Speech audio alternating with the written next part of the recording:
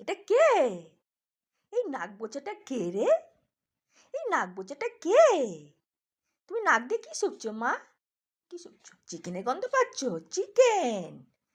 আমার সোনা এখন চিকেন দিয়ে ভাতু খাবে? নিয়ে আসছি তো। এই যে আমার সোনার ভাতু।